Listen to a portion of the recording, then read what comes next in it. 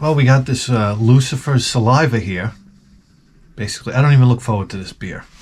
I'm telling you right now. I'm going to drink this beer, and it's going to get me loaded. One beer. It's 12% alcohol, for God's sake.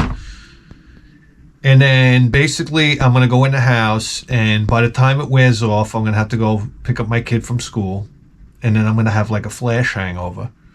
And then my wife will get home. I'll yell at everybody. That's right. And then next thing you know, everybody will be a fucking miserable. So, I mean, hey, listen. I'm in. Even my dog's a miserable. The son of a bitch. He used to go outside. When I would go outside, he'd go outside. He can't even get out of his bed now. I never thought I'd see the day. I got a depressed dog. If you saw this dog's bed, you wouldn't get out of it either. I said, holy shit, it's got walls, like padded walls. With like fleece. I don't know what's in there. It's like you come out, you go in, you don't come out. Anyhow, let's open this thing up, will you?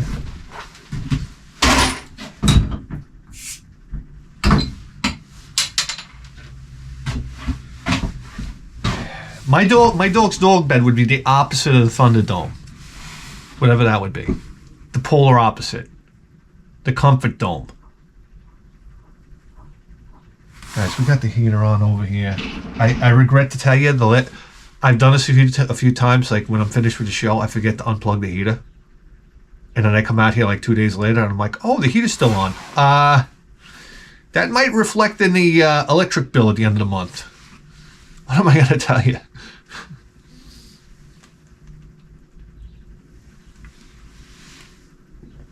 I know, what's going on? Your electric meter is spinning like a Tesla coil. A Tesla turbine, rather.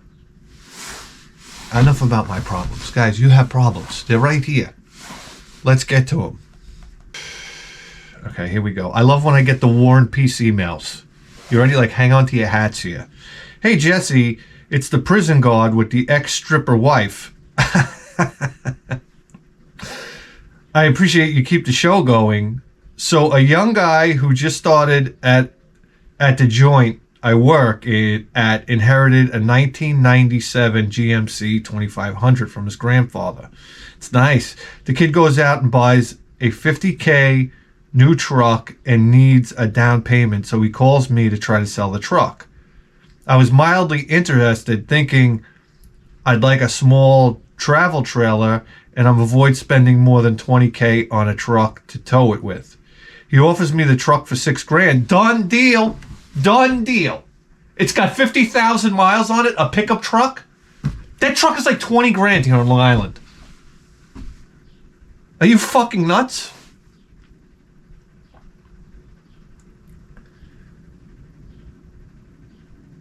So I take a look at it. Under the hood was a 454.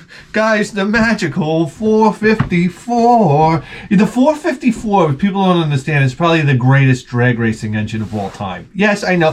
The Hemi, the LS1. Not the LS, yeah, the LS. No, the 454 is like king. You have no idea.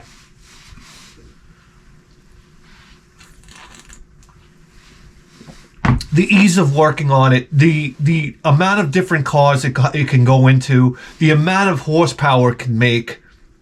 I mean, you could basically sneeze on a 454 and get like 650 horsepower out of it. No problem. And the cheapness, the parts are so fucking cheap.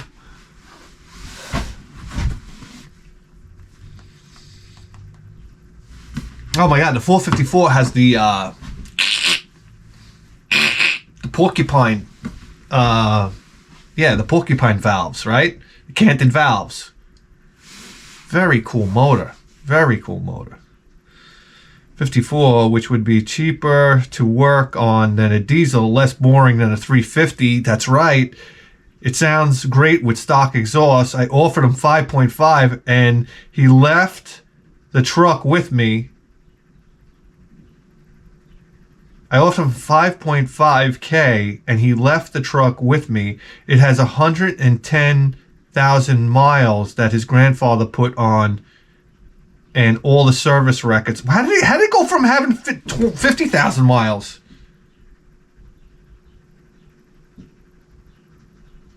Oh, 50K new truck. Okay. Oh, wait a second. Now it's got 110,000 miles. My grandfather put... Jeez, I can't even fucking read anymore, guys. My apologies. Honestly. Okay. Miles at my... It's got 110K miles that his grandfather put on the truck. And service... Be careful, because grandfathers, they can't lift anything, so they do everything with the truck. Do you understand what I'm saying? This guy's probably pulling logs. Don't sleep on an old man. Sure, they're not out there racing the thing, but hell if they don't try to move the entire house with it.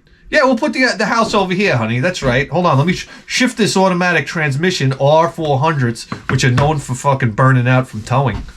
Huh, that's right. If it's got a 400R and you want to tow, you're out of there. No. 400R4, right? Is that what it is? They can't tow. My question is, do I replace all the crusty bushings and the steering assembly and put some actual... No! Put some brakes that actually stop the truck on it? How? What's the problem with brakes in 97? Unless they need replacing. And call it a day, or drop a few K. I could replace the old Vortex setup with something... Less, save the trees. Save the what? You want to get kicked off the fucking show? Guy, let me tell you something right now. I'm not... Here's the problem. It's a 97. Are you 25 years old yet? Is it 25 years old? Can you just get a safety inspection for it? You're still in that sensor zone where, like, expensive sensors can go, but that pickup is pretty basic. I would buy that pickup.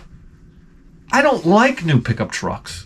I just don't like them. The only thing I would even consider is the Ford Maverick.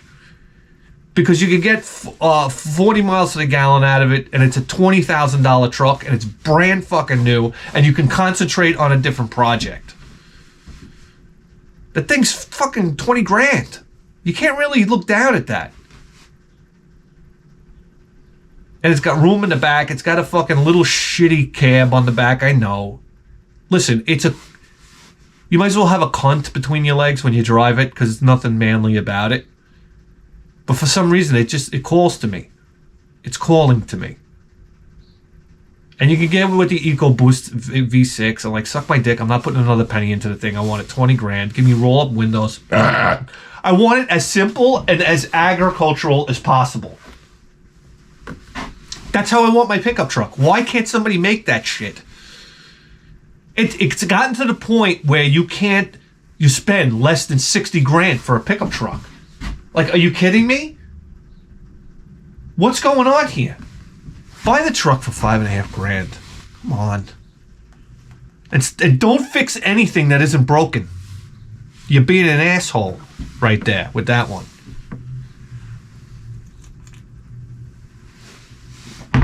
You're going to go in there and start restoring the thing, and you're just going to bury yourself. Don't tow with it. Are you planning on tow? Did you say you wanted to tow with it? Anyway, moving along. I'm not a Chevy guy. I gotta tell you right now, I've been Ford all my life. But right now, I like everything can suck my dick.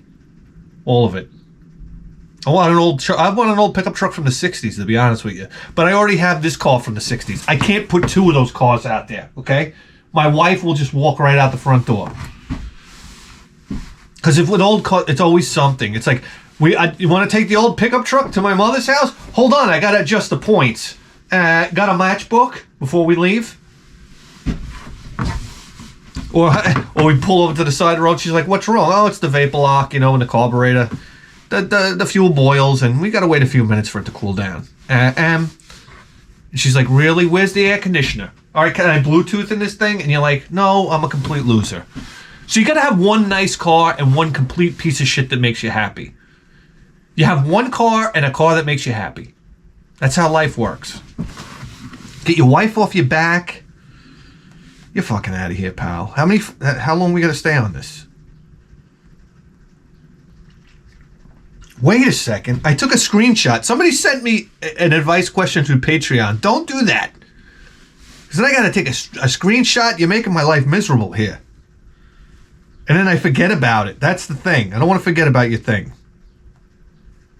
Oh. Hey, Jesse, it's me again, the guy with the wife who has a girlfriend. Makes my heart melt.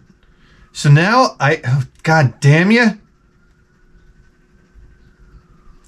So now I got a flat tire issue in the bedroom, and I'm not sure what's wrong with me.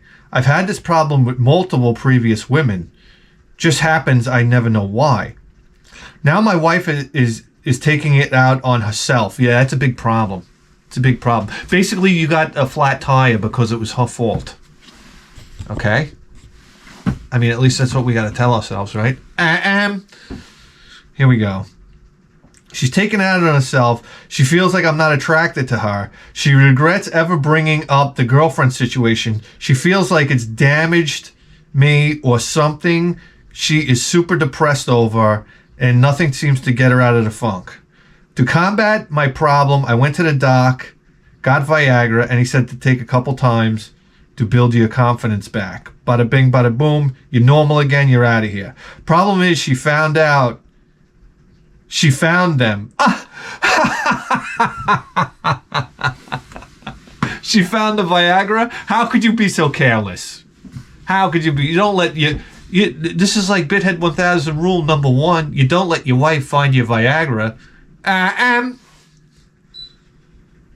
Thank you. She found them, and she feels like I definitely don't find her attractive because I have to take a pill to get a boner again. Yeah, that's a big problem when they find that. So your wife is having a mental breakdown. This doesn't help anything. This is what women don't understand. I love it when you're with a woman and she doesn't come, like while you're having sex. It's not like you have a mental breakdown. You're not like, oh my God, I can't believe this. You didn't come. You don't find me attractive anymore. No! It's like, shut the fuck up. You don't come. It's like, hey, faster for me. I don't care. I really don't care. But the second you get a flat tire, then they have a mental breakdown. And this is a real problem. And then she finds you Viagra.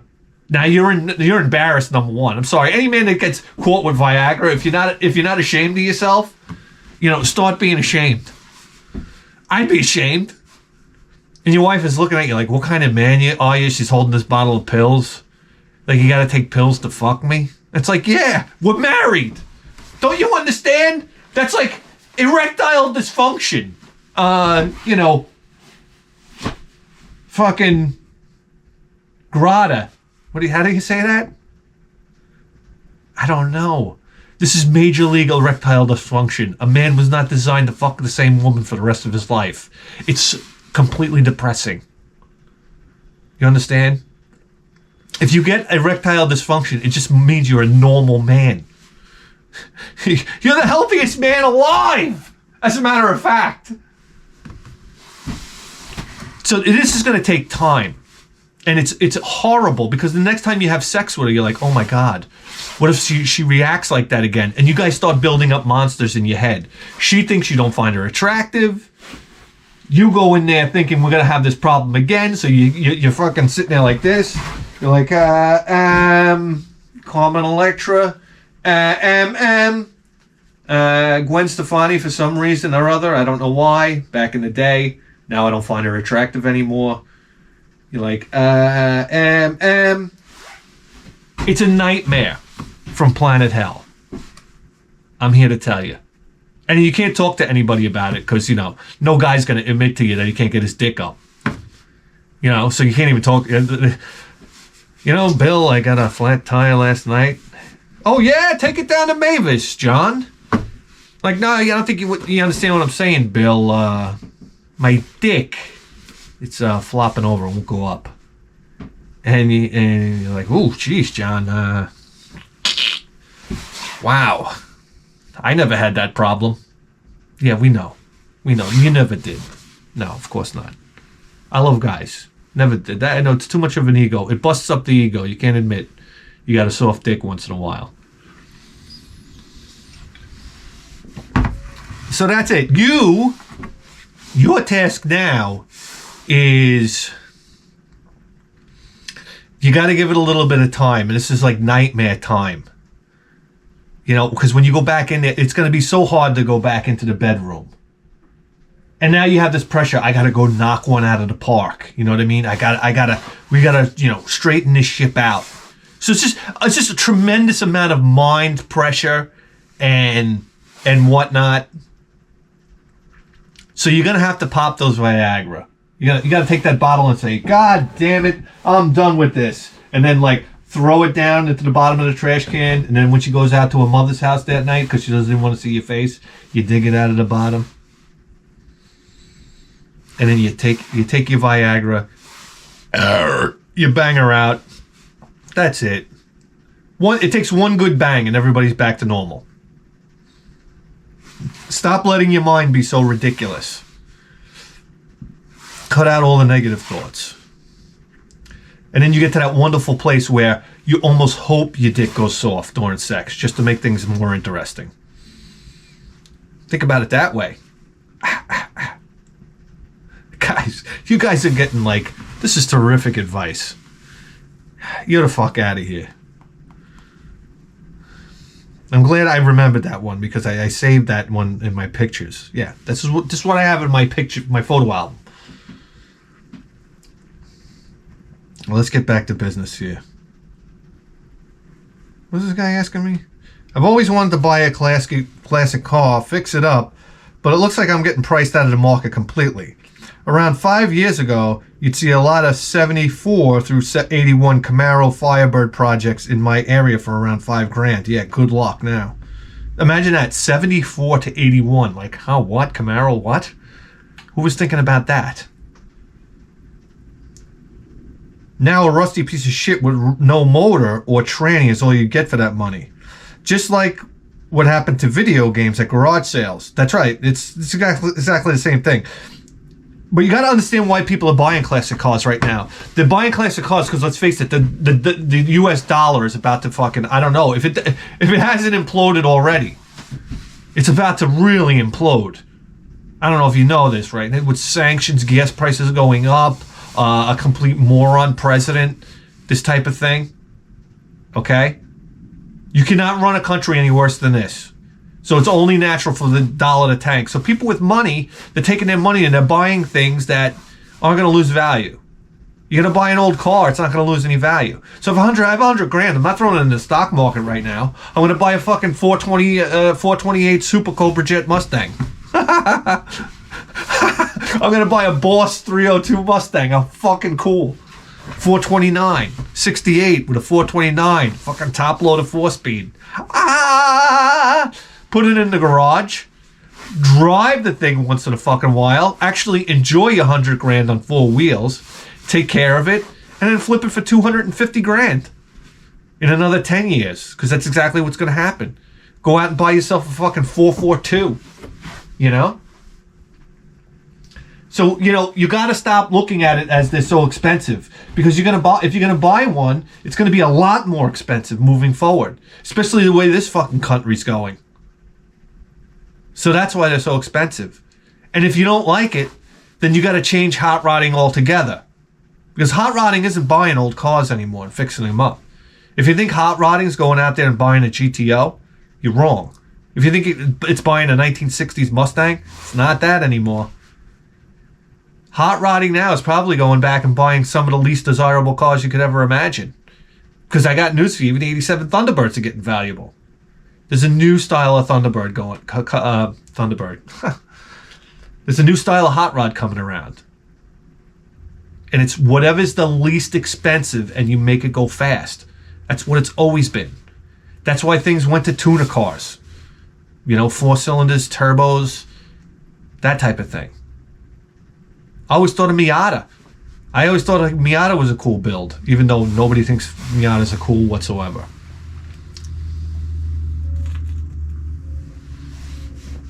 Anyhow, if it's cheap, it'll make you happy. And if it makes you happy, then that's what, like, cheap makes me happy.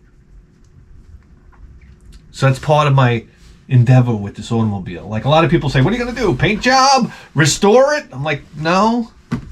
I just want to try to make it go as fast as I can, as cheap as possible, and make it look as cool as I can, as cheap as possible. I love the way it looks rusted and dirty. It's hard to explain that to people because people have these big expectations for you. You're gonna do this. You're gonna do that. You're gonna do that. Like slow down, Bob. None of that shit's happening. See that rust hole? It's staying.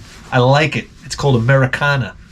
Show me a rust hole these days. Nobody has one. I got one. Where's yours? You don't have one.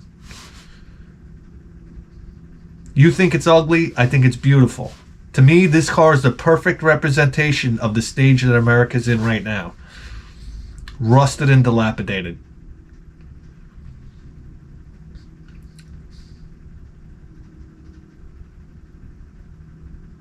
Maybe write something on the side. I don't know, something cool. Camdemic. With a big cam. I don't know. Listen, guys. The best thing about hot rodding is getting your car as loud as possible, doing the biggest burnouts as possible, and having the most disgustingly high lift cam you could possibly put in it, so it sounds lopey as possible. That's all. I don't want to be fast. I got news for you. I'm not building a 289 V8 so I can go out there and get beat by a fucking a Charger. No problem. I can get beat by SUVs, no problem. With a fucking V6 with a 6-cylinder EcoBoost. A Toyota Tacoma could probably take my car down. But it ain't gonna look cool. It's not gonna be bone shaking when you step on the gas. This thing is violent. When you step on the gas, the whole thing, you think it's gonna fall apart. You're like, holy shit! It's like a wooden roller coaster at fucking Coney Island. You're like, I'm gonna die. But it's invigorating. The sound, the rattling, the fact that if I get into a head-on collision, the steering wheel will go right through my chest with no mercy whatsoever. There's no airbags going to save me. If I roll this thing over, I get ejected from the vehicle. Then I go asshole first right into a fire hydrant. There's no mercy. There's a gas tank in the trunk ready to blow up. And we're smoking cigarettes. I got the ashtray out. I got a cigarette in tow. That's hot rodding, baby. Now you're the fuck out of here. My mouth's getting dry. Hey, Jesse, drink beer. All right. You got to order me around? God almighty, that's a strong beer. I feel like I'm doing shots. Hey, Jesse, big fan of the show. I have been in a relationship with a girl for about 5 months now. Things are going pretty well. I have fun hanging out with her, and the sex has been really good. I have been struggling more with relationship anxiety, where I am afraid it will end soon and that I will lose her. I think I am acting silly and overthinking things right now and have been pretty good. Is this a normal way to think? Have you ever experienced this before? No, never before. I always viewed breaking up as like the greatest thing that can ever happen. I'm sorry. I only ever went really head over heels for a girl once, and that's my wife, to be honest with you. And if I lost her, I would have fucking lost her. I mean, what am I going to do? What are you going to do? What the fuck are you going to do? The adventure, the new, this should always be in the back of your mind. I don't know, I'm kind of cold, I guess. Sometimes I'm in a relationship and I think, you say you think you love somebody, and then you get into another relationship and you're like, wow, my feelings are that much stronger. But do I love her? Or if I go with somebody else, could they be even that much stronger? See, like, where is love on the scale? Have you ever loved? Do you even know if you've ever been in love? Because everybody, get with a girl, you like to hang out with her, you're like, oh, I must be in love. This must be what love is. I must be like a human being with a beating heart. And then you dump her, and then you get with somebody else, and you're like, wow, I really like her. I must be in love with her. You're like, maybe love is like absolutely crazy insane, and you've never experienced it. Who the fuck knows? You never pine over a chick, dude. What kind of man are you? All right? You never give a woman that kind of upper hand. Because they love to break you when you're like that. They love to stomp you out. My wife knows if she left me tomorrow, I'd be on a plane to Brazil. I'm here to tell you. She knows it. I'm not trying to be a tough guy. I'm not. But I'd be like, she'd be like, if my wife ever came to me, like, you know, I think we should break up and whatnot, I'd be like, oh, jeez. I need a second. JetBlue, yeah, ticket to Brazil, yeah. I mean, I guess I'll clean up all my clothes and stuff. I guess I'll move out tonight, as fast as I fucking can. I mean, listen, there's love around every corner. You need to understand that. There's love around every corner. Never get hung up on one fucking broad. Because what you have to need to understand is by the time they hit 40, they all turn into goddamn pain in the asses anyhow. No matter what a treasure she is now, she's going to turn into a nightmare from hell. This is just the way it goes. I have too much life experience, though. I'm not just talking about myself. I know all the married guys out there. You understand?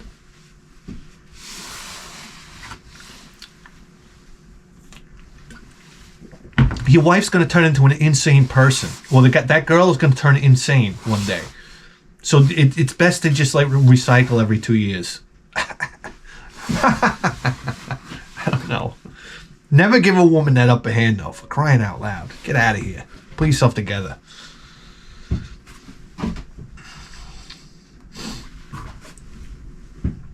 Who are you? Chris Smith? What do you sing for The Cure? What was his name? Smith something or other? What was his name? I don't know. Listen to The Cure songs and you're like, Jesus Christ. All right, this guy never dumped a girl in his life. Pictures of You? Crying out loud. Hey, Bithead, I need some advice with my wife of 2 years. To give you a little background, I've always been into Asian chicks. Never went out with an Asian chick. And now I'm starting, to me, Asian chicks, they never showed any type of interest in me whatsoever. Never got a look, a smile, or nothing. But now I'm very curious. Like, I know Asian chicks are super smart, so be curious what it's like. And I know they're submissive, so that's interesting. And, you know, I don't know. I want one with an accent, though. Like a really severe accent, like bad broken English, because, I mean, it's endless laughs. I'm sorry. My wife's broken English. It's endless laughs in my own head. I don't point them out to her because she'll get mad at me. But, you know, she'll say things and it's just, like, hilarious to me. Charming, but hilarious. So I imagine Chinese is the same way, like Asian, all right? I know.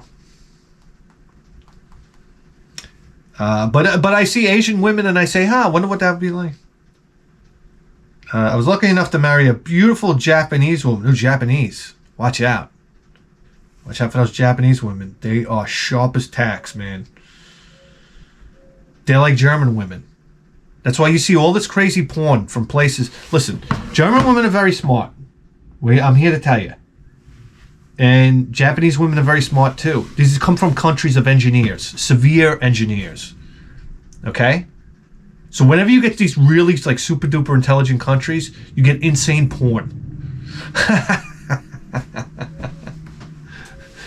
It's the truth.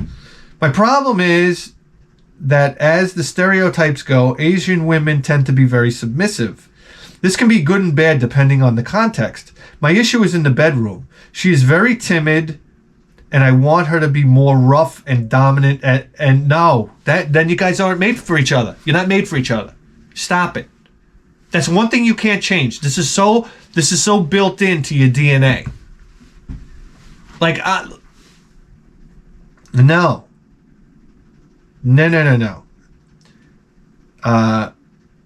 Not full-blown dominatrix or anything, but how can I get her to take a stronger role without her shying away? No, you can't do it. You got to let her be herself. I like timid broads. Timid broads are fun in bed. You know, you can be a real fucking creep with them. My mother's watching this show, for God's sakes. You know what I mean? Dominant women, I've always attracted dominant women into my life. I don't know why. Maybe because I'm a fucking pussy. But, yeah, it's true. Like, I'm a very, like, laid-back guy. Like, I don't need to dominate. That's not really my thing. I think I'm a little more dominant in the bedroom, believe it or not. But in real life, I'm laid back. But I think I like to dominate in the bedroom. You know, just in case anybody in my family's watching, they'd like to know. Anyhow. Yeah, I've had chicks that wanted to slap me around. I'm like, hey, what the fuck are you doing?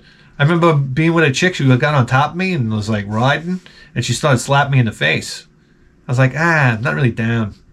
What the fuck are you doing? And you could tell it really turned her on. I'm like, should I just go with it? I'm like, I can't be getting slapped in the face. This is over. Like, hit the fucking road, will you? Slapping me around. I said, I'd love to see your next boyfriend. Like walking out, oh, hey, Jamie, how are you? Here's your boyfriend. Why is he wearing sunglasses? He takes them down. He's like, call the police. There's like rings, 2 black and blues around. He's like, call the cops, please. Help me, help me. She's like, what did you say? She grabs him by the side tit. Pinch and twist. Shut up. All right, Jamie, take care. Good seeing you. Yeah, you can't change somebody's sexuality. It's just who they are. And you wouldn't want to change it. You're going to get something phony. It's like girls that aren't sexy, that try to be sexy. They like put the heels on and they're walking like a fawn. Some girls can wear a skirt and heels. If you notice, you look at a girl, she's that kind of feminine. She can wear a skirt, heels, be perfectly comfortable, tits popping, super confident. And then there are girls that like kind of hunch a little bit. And if they were in heels, you're like the heels are going back and forth. You're like, all right, you don't belong in that outfit. All right, go put on your sweatpants, you fucking dirtbag, and go be unsexy somewhere else. Yeah, you got to carry yourself. So stop asking her to be something she's not. You guys aren't for each other. And if you're not having good sex, then get rid of her. Send the packet back to Japan. Tell her that was for Pearl Harbor. You're out of here. Guys, this is the Advices program. If you have a question, I have the answers. Email me down below. Patreon, there's nothing I like better than sitting here at 10 o'clock in the morning drinking a beer with you guys. And that's the truth. And I want to thank each and every one of you for your wonderful support. We'll see you next time.